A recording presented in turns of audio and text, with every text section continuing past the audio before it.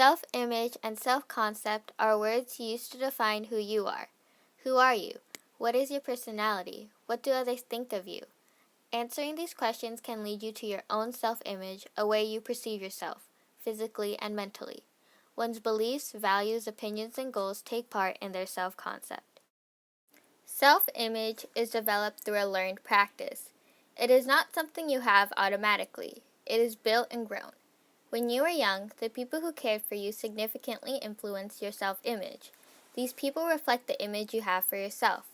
Experiences created that you faced when you were young affect who you are to this day. The way you see yourself in a mirror reflects the way you view yourself. You can develop a positive or negative self-image. Self-image is not a set ideal. You can have a positive one, but it can be negative. The importance of holding a positive self-image leads to enhancing your physical, mental, social, emotional, and spiritual state. Accepting yourself is the number one way of having a positive self-image. All you need is a touch of love for yourself. This also leads to being loved and accepted by others. Find people who care for you deeply and surround yourself with people who you can trust. Accept things that you cannot change, but don't forget to be the change you want to see in the world. Self-esteem is your confidence in your worth and respect for yourself. You build this self-assurance and you find the value you have for you and only you. It is an evaluation for yourself. It defines how much you are worth, basically judging how you act and react to the amount of value you hold. Respect who you are and appreciate what you can do and your abilities. Since self-esteem is how you feel about yourself and self-image is how you see yourself, these two things go hand in hand. If you think of yourself in a low manner, then your self-esteem will be low. These two correlate to each other. Image is your perception of yourself, and esteem is the respect you have for yourself. It's a matter of seeing and then believing. You build self-esteem through simple ways of respecting yourself. Being proud and having dignity helps in improving your self-esteem. Motivating yourself helps. It's a matter of believing in yourself and having faith that you can do anything you set your mind to. Value who you are and strive to be the best you can be, because this is you. Balancing your life. There is a theory in which guides you to having the most harmonious life. Maslow's hierarchy describes the needs that motivate human behavior. At the fourth step of this pyramid is a need for esteem, being accepted by others, and having confidence in yourself. Once completing this step, one will reach self-actualization, reaching your full potential. Body image includes more than what you look like on the outside and how others see you, but your thoughts, feelings, and reactions to your own abilities.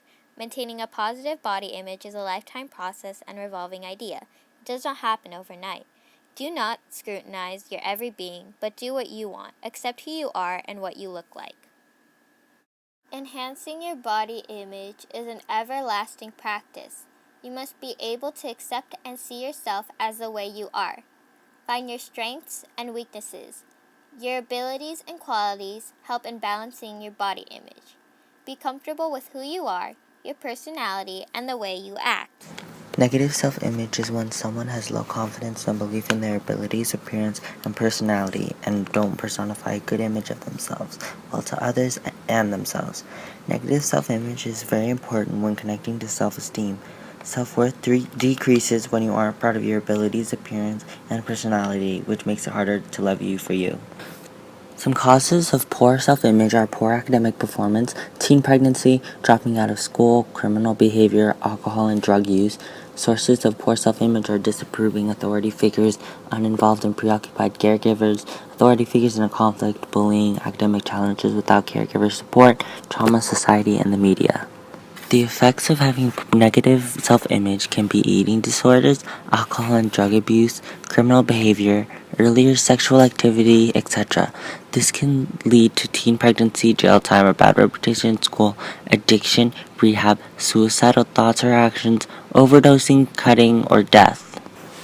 Each year, 1 in 5 females and 1 in 7 males engage in self-injury. 90% of people who engage in self-harm begin during their adolescent or teen years. Self-harm or self-injury is often kept a secret, and it means hurting yourself on purpose. Reasons for self-harm is bullying, or they don't believe they can live life anymore in the state that they do. Depression affects approximately 14.8 million American adults, or about 6.7% of the U.S. population age 18 or older. There are 5 forms of depression: persistent depressive disorder, perinatal depression, psychotic depression, seasonal affective disorder, and bipolar disorder.